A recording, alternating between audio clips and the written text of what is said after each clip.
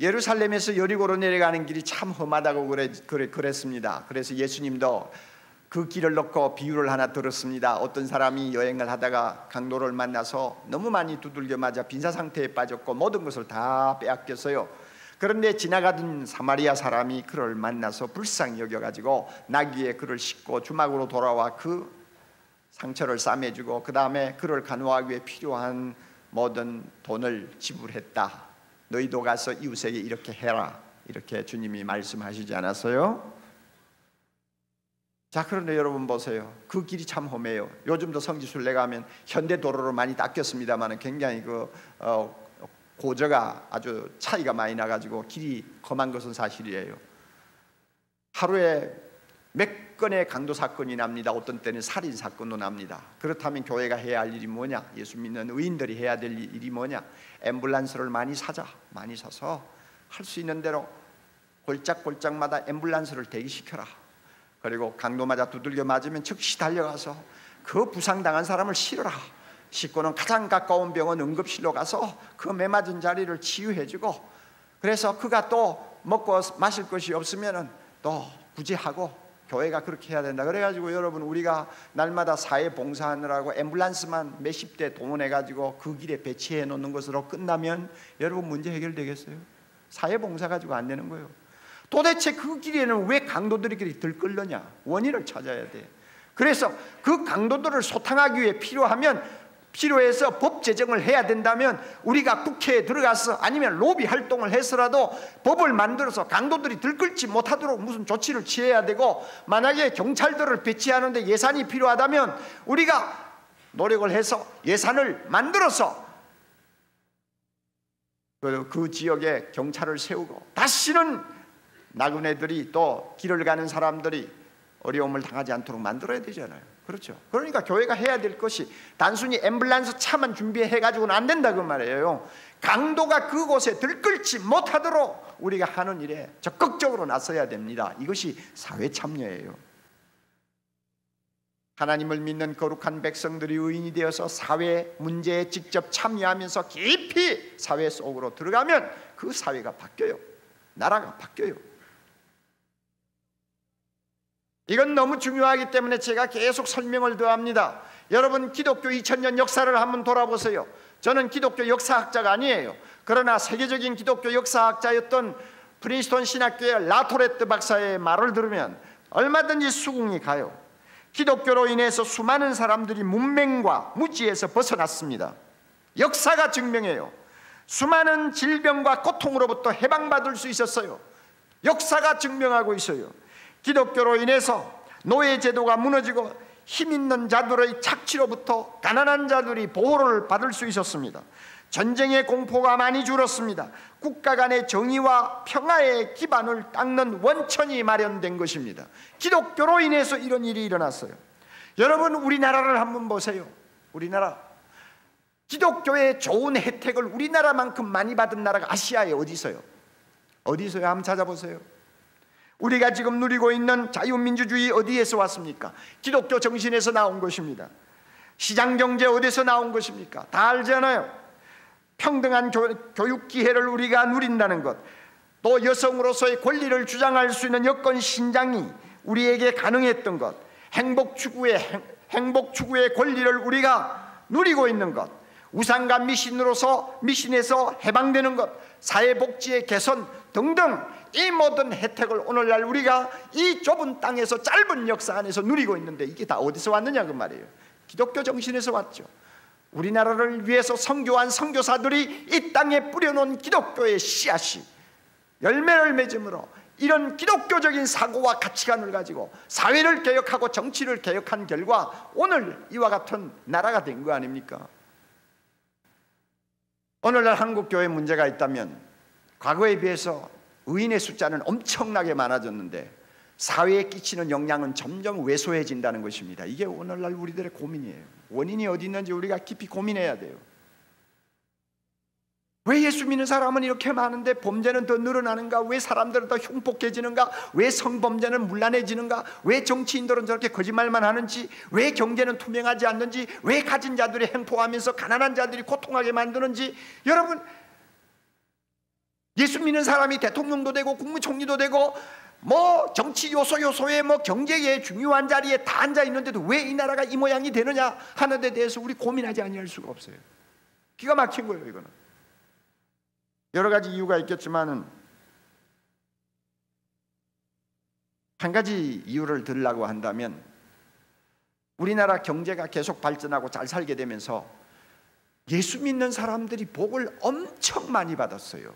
믿어요, 안 믿어요? 안 믿어요? 예수 믿는 사람이 복을 많이 받았어요. 그래서 이 나라가 근대화되면서 경제적인 혜택을 예수 믿는 사람들이 많이 누리게 되었습니다. 그런 사람들이 교회 안에 많이 또 들어옴으로써 교회 안에는 경제적인 부를 누리는 사람들이 기득권을 행세하는 주류가 되었어요. 그러니까 이런 사람들은 변화를 싫어합니다. 사회개혁에 별로 관심이 없어요. 자기 배가 부르니까. 뭐 정치가 좀 잘못돼도 뭐 탄식하지 않아요. 자기가 편하니까. 그리고 좀 잘못된 것이 있어도 불의가 있어도 자기에게 유익이 된다고 하면 눈 감아버립니다. 이게 기득권층이에요. 이런 사람들이 교회 안에 줄을 이루고 있어요. 그러니까 의인의 수는 많아졌는데 이 사회 구석구석에 어떤 변화를 끼치지 못하는 거예요. 우리가 이런 문제 놓고 고민해야 됩니다. 앞으로 정말 고민해야 됩니다. 이것은 결코 바람직한 현상이 아니기 때문입니다. 사랑하는 형제자매 여러분, 우리는 사회 봉사도 중요하지만 전도도 중요하지만 또 하나 중요한 거 있습니다. 사회 참여입니다. 우리가 소극적으로 행동하면 안 됩니다. 변두리에서 돌면 안 됩니다. 우리는 이 사회를 하나님 나라로 바꾸기 위해서 필요한 일이라면 우리 모두가 적극적으로 참여해서 모든 악이 뿌리를 내리지 못하도록 하는 일에 우리 모두가 힘을 결집해야 합니다. 이것이 사회 참여예요. 끝으로 좋은 통치자를 우리는 세울 수 있어야 합니다. 왕은 공의로 나라를 경고케 한다고 그랬죠. 공의롭게 나라를 다스릴 줄 아는 지도자를 세운다는 것, 이것이 얼마나 우리의 행복과 우리의 미래를 위해서 생명처럼 소중한 것인지 모릅니다. 과거의 왕정시대는 우리가 통치자를 선택할 수가 없었어요. 그러나 오늘날 자유민주주의 시대에는 우리가 원하는 통치자를 우리가 세울 수 있는 제도가 되어 있습니다. 그러므로 우리가 어떤 사람을 세우느냐 하는 것은 우리의 운명을 우리 손으로 결정하는 것이나 다름이 없습니다. 이런 일에 무관심한 사람, 국민이 될 자격이 없어요. 정치란 좁은 의미로 다스리는 과학이라는 말이 있습니다. 그러나 넓은 의미로 정치라는 것은 함께 살아가는 기술이라고 할 수 있습니다. 함께 살아가는 기술이에요. 우리가 더불어 살아갈 수 있는 사회, 누구든지 인간답게 살아갈 수 있는 사회를 만드는 데 있어서 정말 중요한 것 하나 있다면 통치자입니다. 어떤 지도자가 그 나라를 다스리느냐에 따라서 함께 더불어 살 수 있는 나라가 되는가 하면 도무지 함께 살 수 없는 지옥과 같은 나라가 될 수가 있는 것입니다. 통치자가 누구가 되느냐에 따라서 우리가 인간답게 인간 대우를 받으면서 살 수 있는 나라가 되는가 하면 인간의 모습을 다 잃어버리고 짐승처럼 허둥이면서 사는 나라가 될 수 있습니다. 여러분, 지금까지 20세기에 들어와서 나라마다 우리가 통치자를 잘 만난 나라, 잘못 만난 나라의 운명이 어떻게 갈렸는가를 우리가 얼마든지 볼 수 있잖아요. 너무나 중요한 일입니다. 위대한 종교개혁자 칼빈이 말한 것은 저는 진리라고 생각합니다. 그는 이렇게 말했어요. 사회에서 정부가 하는 일은 땅과 물과 태양과 공기가 하는 것 못지않게 중요하다. 정부와 통치자는 인간이 짐승처럼 되는 것을 막아준다. 정부와 통치자는 인간성의 보존을 위해서 필요 불가결한 요소가 된다. 그러므로 정치를 거부하는 것은 인간성을 거부하는 것이요 인간성을 박탈하는 것과 마찬가지다. 대통령과 같은 공직은 모든 소명 가운데서 가장 성스럽고 명예스러운 것이다. 목사가 성직이라고 하는 것처럼 대통령직도 성직이라고 할 정도로 칼빈은 말을 하고 있어요. 왜? 그 나라의 운명을 좌우하는 너무나 중요한 자리거든요. 그래서 우리 모두가 다시 한번 희망을 가집시다. 비록 국제적인 정세도 그렇고 우리 주변에 일어나는 여러 가지 돌발 사건을 놓으면 불안한 부분도 없잖아 있지만 여러분, 그러나 과거 50년 동안 우리는 수없이 이런 위기를 맞이하고 또 우리는 이 위기를 이겨나왔습니다. 예수 믿고 하나님 앞에 무릎을 꿇고 밤이고 낮이고 기도하는 성도의 기도를 오늘도 하나님은 듣고 계심을 믿습니다. 이 기도 때문에 지난 수십 년 동안 이 나라를 위기에서 건져주신 분이 바로 하나님이십니다. 그러므로 이번 기회도 하나님이 은혜 주실 줄 믿습니다. 좋은 지도자 세우도록 성도들을 모두 감동시킬 줄 믿습니다. 그리고 이 나라에 산적해 있는 모든 문제들을 하나하나 슬기롭게 풀어가면서 우리 모두가 21세기의 세계를 위해서 큰 몫을 감당하고 세계 복음화를 위해서 하나님의 손에 강하게 쓰임받는 민족이 될 수 있고 교회가 될 수 있도록 축복해 주실 줄 믿습니다. 세상에 부자들의 후사가 되는 것도 자랑스럽게 생각하지만 하나님의 상속자가 되다니 말로 할 수 없지요. 하늘나라를 하나님이 우리에게 주신다는 것입니다. 그리스도와 함께 하늘나라를 우리에게 주시니 그리스도와 함께 상속자가 되는 이 영광을 성령께서 은혜로서 깨닫게 해주시고 하나님께로부터 의롭다는 선물을 받아서 우리는 하늘나라의 상속자가 되는 것입니다. 8절요. 이 말이 미쁘도다. 원하건대 너는 이 여러 것에 대하여 굳세게 말하라. 이는 하나님을 믿는 자들로 하여금 조심하여 선한 일을 힘쓰게 하려 함이라.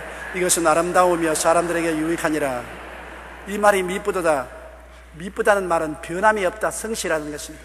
이 말은 변함이 없다. 세상 사람들이 말은 변합니다. 우리나라도 보면은 참여정부 5년 동안에 한 말은 다 변하고 지금은 또 이명박 정부는 또 다른 말을 하지 않습니까? 세상의 정부도 변하고 권력도 변하고 사람의 말도 변하지요. 우리가 어릴 때 말하는 것하고 젊을 때 말하는 것하고 나이 늙어서 말하는 말이 틀립니다. 사람은 경험이 달라지기 때문인 것입니다. 그러나 하나님의 말씀은 미쁩니다. 변함이 없습니다. 하나님은 전지 전능무소 부주하시기 때문인 것입니다. 우리는 모르고 말하는데 하나님은 처음부터 끝까지 다 알고 계시기 때문에 아는 분이 참말을 하지 모르는 분이 참말을 하겠습니까? 그러므로 하나님은 미쁘신 것입니다. 이 말은 변함이 없이 참말이기 때문에 너는 이 여러 것에 대하여 굳세게 말하라. 지금 제가 여러분에게 설명해 드리신 이 여러 말을 대해서 사람들에게 굳세게 말하는 것입니다. 타협하지 말고 굳세게 말하라. 이는 하나님을 믿는 자로 하여금 조심하여 선한 일을 힘쓰고, 하나님을 믿는 믿음이 얼마나 귀한 줄 아면 조심하게 되는 것입니다. 자기 가진 것을 귀한 것으로 모르면 조심은 안 하지만 귀한 것을 가지고 가면 조심을 하게 돼요. 아버지가 아들 3사람을 불러가지고서 맏아들에게는 아주 고급 화병을 하나 주고, 둘째 아들에게는 노루새끼를 한 마리 주고, 아주 귀한 노루새끼를 한 마리 주고, 셋째 아들에게는 이 구운 빵을 한 덩어리 그릇에 담아주면서 이것을 임금님에게 바치고 오라 그랬습니다. 이 세 아들이 자, 하나는 화병을 가지고, 하나는 송아지를 노루새끼를 끌고, 하나는 빵을 그릇에 담고 가면서 둘째 아들이 형을 보고, 형 조심하라고. 조심해. 넘어지면 화병 다 깨지면 절단나니까 앞을 딱 바라보고 조심해. 그런데 형이 비끄덕하니까 화병을 탁 잡아준다는 게 털쳐버렸습니다. 그리고 화병이 떨어져서 박살이 났죠. 그동안에 잡고 있던 노루새끼를 놓아버려서 노루새끼가 산으로 도망을 쳤습니다. 그래서 셋째가 노루새끼 잡는다고 떡을 떨어뜨려버리고 노루새끼 잡으려고 하면 떡은 땅에 떨어져서 진흙투성이가 됐습니다. 그래서 세 사람이 자, 화병도 깨어졌다, 노루도 잃어버렸다, 떡도 다 흙에 묻어버렸다. 임금님이 갖다 줄 것이라서 고개를 숙이고 눈물을 뚝뚝 흘리면서 아버지께 와서 아버지 죄송합니다. 화병도 깨어지고 노루도 잃어버리고 떡도 다 땅에 떨어져서 못 먹게 되었습니다. 아버지가 꿀 앉아라. 봐라. 왜 자기 일에 충실하지 않고 남의 일에 간섭하느냐? 너는 화병만 들고 가면 됐지. 동생이 어떻게 하는지 관계없고, 동생 너는 노루새끼만 보고 끌고 가야지. 또 떡까지 너는 떡만 바라보고 가야지. 왜 남의 일에 간섭하고 남의 일에 손대다가 너희 일도 망치지 않느냐? 이제 앞으로 이것을 교훈 삼아서 절대로 남의 일에 간섭하지 말고 너희 일이나 잘해라. 그 말 맞아요. 오늘 우리가 자꾸 남의 일에 간섭하는데 자기 일을 못하는 사람일수록 남의 일에 간섭이 많습니다. 성공한 사람 너무 간섭 안 해요. 실패한 사람이 남에게 간섭 많이 합니다. 가만히 인생을 살아보십시오. 정말 공부를 많이 하고 지식이 많은 사람은 자기 잘난 체 안 합니다. 쬐가만치 많은 사람이 자기 잘한다고. 내가 옛날에 병원에서 일할 때 제가 그 병원 의사 선생님에게 영어 개인 교사를 했는데 그때 미군 부산 하야리아 부대에서 통역으로 있던 사람이 뉴스위키를 손에 탁 쥐고서 와서 자기는 영어를 잘한다고 의시대인데 병원에 와서 이야기를 하는데 의사 선생님이 우리 이 조 선생도 영어를 잘한다고, 내가 영어 선생을 하는데 조 선생하고 영어를 한번 해보라. 그러니까 이 사람이 나를 얕잡아 보고서 What do you do? 당신은 뭐 합니까? 그러면 What do you do? 그러면 완전히 엉터리예요. 그리고 내가 Who are you? 그러니까 I is a interpreter. 완전히 틀렸습니다. I am이지 무슨 I is요. 그러니까 자기가 뭣도 모르니까 잘한다고 의시되지, 잘 아는 사람은 조심스러워서 말 안 하는 것입니다. 벼가 이삭이 들어가서 익으면 고개를 툭 쓰지만은 안 익은 것이 이렇게 고개를 들고 바람 보면 했딱 하지요. 그렇기 때문에 우리가 항상 구원이 얼마나 귀한 줄 알고 구원으로 영혼이 무르익은 사람은 겸손한 것입니다. 조심을 하는 것입니다. 하나님이 구원을 잃어버릴까 싶어서 매사에 조심하지요. 구원이고 뭐또 모르는 사람이 자꾸 교회에 와서 떠들어졌겠지요. 교회에 와서 목사하고 싸우고 장로들하고 싸우고 성도들하고 싸우고 교회에 온갖 간섭을 다하는 사람 위험하기 짝이 없습니다. 제가 이제 졸업하기 전이니까 마음대로 말할 수 있습니다. 교회 제일 간섭하는 사람이 교회 봉사하는 사람이 간섭이 많습니다. 교회 11조도 내지 않고 봉사도 하는 사람이 교회 목사와 장로들 중에서 간섭을 제일 많이 합니다. 이렇게 하라 저렇게 하라 온갖 비난 공격을 당합니다. 그런데 교회 11조만 내고 봉사하는 사람은 가만히 참고 겸손하게 머리를 숙이고 정말 목회에 도움이 되는 것입니다. 까부는 사람, 절대로 목회에 도움이 안 되는 사람은 알아보면 교회에 봉사하지 않은 사람인 것입니다. 정말로 인격적으로 성숙한 사람은 입이 무겁고 행동이 조심스럽게 하는 것입니다. 우리가 예수 믿고 정말 알곡이 된 사람은 조심해야 되는 것입니다. 이 귀한 축복을 쏟아버리면 어떻게 하는 것입니까? 잃어버리지 않도록 조심해야지요.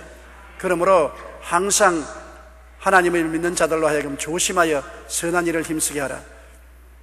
선한 일은 상을 받거든요. 구원은 공짜로 받지만 하늘에 가서 상 받는 것은 선한 일을 행한 사람이 상을 받는 것입니다. 믿음으로 구원을 받지만은 축복은, 상급은 행위로 말미암아 상급을 받는 것입니다. 이 땅에서도 한 가지요. 이 땅에서도 믿음으로 구원받았지만은 하나님께 순종하고 착하게 행하면은 이 땅에서도 복을 받고 천국에서는 상급을 받게 되는 것입니다. 그러므로 선한 일에 힘쓰게 하리 함이라. 이것은 아름다우며 사람들에게 유익하니라. 이것은 하나님 보시기에도 아름다웠고 사람들에게 유익하다는 것입니다. 그 다음 9절요. 그러나 어리석은 변론과 족보 이야기와 분쟁과 율법에 대한 다툼은 피하라. 이것은 무익한 것이 헛된 것이다. 예수 그리스도를 믿고 구원받은 사람 열심히 기도하고 말씀 인고할 것이 변론하면 안 되는 것입니다. 남을 자꾸 비난하고 공격하고 변명하고 다투고 이것이 무슨 소용이 있습니까? 내가 남 말을 들어보고서 저 사람이 안 됐다 싶으면 그냥 안 들으면 되지. 그하고 변론을 하고 싸우면은 아무것도 안 되는 것입니다. 들을 만한 사람 말을 듣고 못 들을 사람 말은 안 들으면 좋지요. 그러면 변론할 필요가 없어요. 변론하면 결국에는 입이 나빠지고 서로 헐뜯게 되는 것입니다. 변론하지 말고 족보 이야기하지 말고 우리 아버지가 장로고 우리 어머니가 권사고 우리 누님도 집사고 나는 이런 집안에서 태어났다. 그 집안이 자기 살려주나요? 우리 아버지가 장관이었고 우리 어머니는 부인회장이었고 나는 거지다. 그 아버지 장관하고 어머니 부인회장이 자기하고 무슨 상관이 있어요? 족보 이야기를 왜 하여?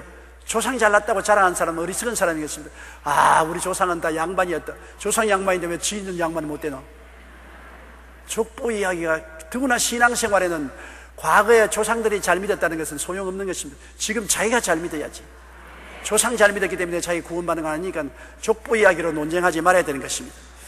성경에 유대민족은 다 나는 아브라함과 이삭과 야곱의 후손이라고 말합니다. 세례 요한이 내 조상이 아브라함이라고 자랑하지 말라. 이 돌들도 하나님이 아브라함의 자손으로 만들 수가 있다. 이 독사의 자식들아, 이렇게 꾸짖은 것입니다. 조상 덕분에 구원받을 줄 생각하면 안 되는 것입니다. 자기가 잘 믿어야지요.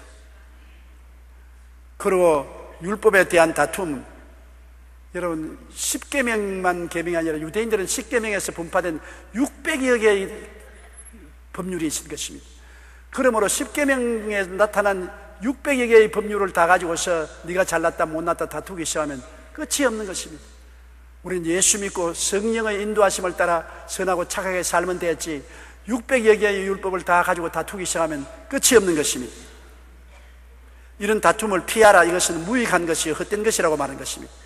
무익하고 헛된 짓을 우리가 하지 말아야 되는 것입니다. 교회는 결국 멘토링과 말씀을 가르치는 자가 있어야 될 거 아니에요. 배우는 자, 팔로워. 이것이 있는 거예요. 끊임없이 배우고 가르치고 배우고 가르치고. 그것이 1:1이에요. 사실 우리가 기가 막히게 좋은 보석을 가지고 있어요. 큐티 1:1. 그런데 또 우리의 주특기 그걸 그냥 보링하게 그렇게 재미없게 만들어버리는 재주들이 있어가지고 사람들이 그 좋은 큐티를 그렇게 감동 없이 읽을 수가 있어요. 지난번에 우리가 러브 소나타 대만에서 했을 때 한 목사님을 만났어요. 날 보고 그래요. 밥 먹으면서. 목사님 교회는 1000만 큐티 하신대죠. 그래서 나보고 약간 비웃듯이 1000만 큐티가 뭡니까? 1억 명 큐티를 해야지. 왜 그러냐고 그랬더니 자기 중국은 13억이니까 1억 명 큐티를 해야 이게 말이 된다는 거예요. 가만 생각하니까 조금 부끄럽더라고요. 그 말이 맞습니다. 당신은 1억 명 큐티를 하십시오. 중국에서는 잡지가 못 나와요. 그래서 2달에 한 번씩 책을 엮어서 책같이 만들어요. 큐티를. 그 책을 얼마나 사람들이 좋아하는지. 스페인이시는요, 멕시코는 이 생명의 삶이 한 달에 6만 권이 나가요. 엄청나게 나갑니다. 지금 그 사람들이 목매어 우리한테 부탁하는 게 세나 청소년 큐티를 허락해달라는 거예요. 번역하게 해달라는 거예요. 아는 사람들은 그게 보석인 줄 아는 거예요. 여러분, 이 큐티 한 권 값이 얼마인 줄 아세요? 아세요? 3,500원인가? 그렇죠? 커피 값도 안 돼요. 커피는 홀랑 마시면서 이 책은 안 사.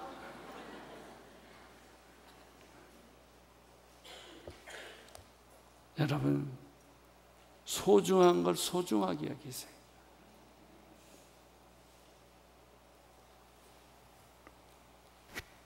모세는 말씀에 목숨을 걸었던 사람이죠. 14절에 이렇게 말했어요. 여호와께서 모세에게 말씀하셨습니다. 이제 내가 죽을 날이 가까이 왔다. 할렐루야. 아니, 죽을 날이 가까운 건 축복이에요. 안 그래요? 우리 교회에 100살 넘으신 분들이 여러분 계셨는데 일찍 죽는 게 좋아요. 백수하십시오. 그거 좋은 말이기도 하지만 여러분 건강해서 100살 살면 괜찮은데 나이가 늙고 기억력도 없어지고 다른 사람의 도움을 받아야 되고 그렇죠? 아름답게 죽으세요. 죽음을 묵상하시고 환영하세요. 죽음을 두려워하지 마세요. 죽음은 우리 인생의 꽃이에요. 영광이에요. 그래서 나는 우리 장례식 문화는 좀 바꿔줘야 된다고 생각해. 그 세문안교회 이수영 목사님이라는 분이 계시는데 그분이 저희 신학교 동창이에요. 그 아버님이 이동호 목사님이라고 유명한 작곡가였어요. 찬송가 작곡 많이 하셨어요.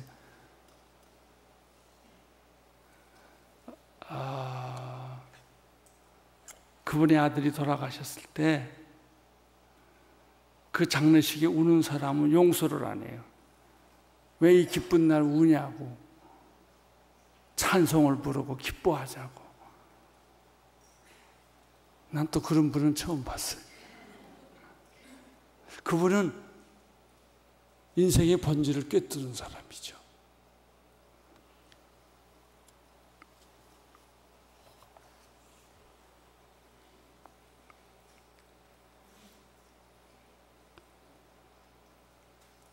죽을 날이 가까이 왔다. 여호수아를 불러 너희들이 회막 앞으로 나오라. 내가 거기서 너희에게 임무를 부여할 것이다. 그리하여 모세와 여호수아는 회막 앞으로 나왔습니다. 여호와께서 회막에서 구름 기둥 가운데 나타나셨고 그 구름 기둥은 회막문 위에 머물러 있습니다.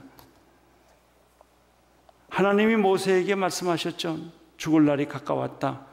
여호수아를 불러라. 회막으로 모여라. 그리고 미션을 받아라.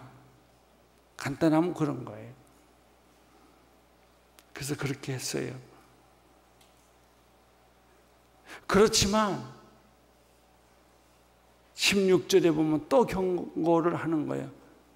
그러지 못할 경우에는 화가 있을 거다. 이걸 꼭 하세요, 하나님. 순종하면 축복이 있지만 그렇지 못할 경우에는 저주가 있을 것이다. 화와 복을 내 앞에 두었다. 생명과 축복을 내 앞에 두었다. 선택은 내가 해라.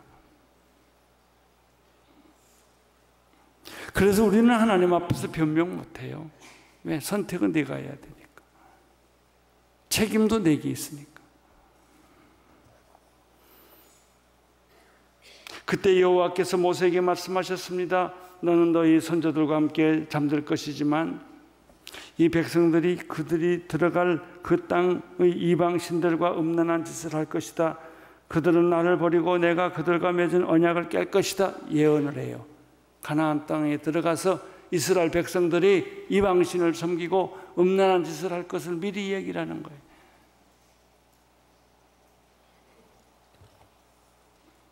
그날은 내가 그들에게 진노할 것이고 그들을 버릴 것이다.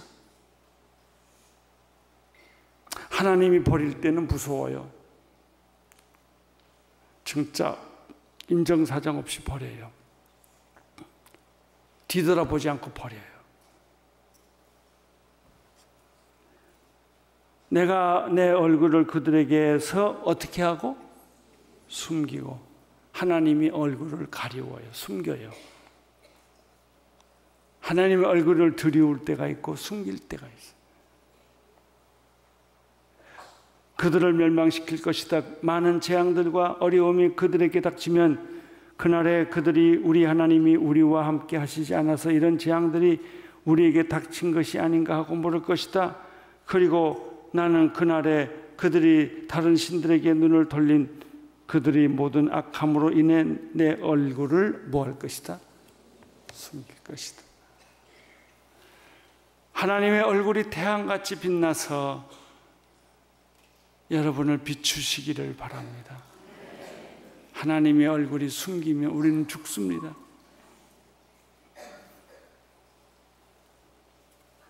하나님에게는 변명이 안 통합니다.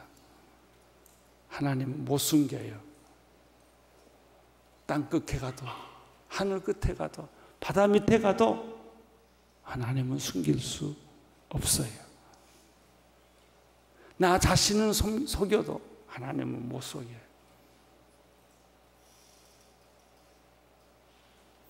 하나님의 태양의 얼굴이 여러분에게 환하게 비치시기를 축원합니다.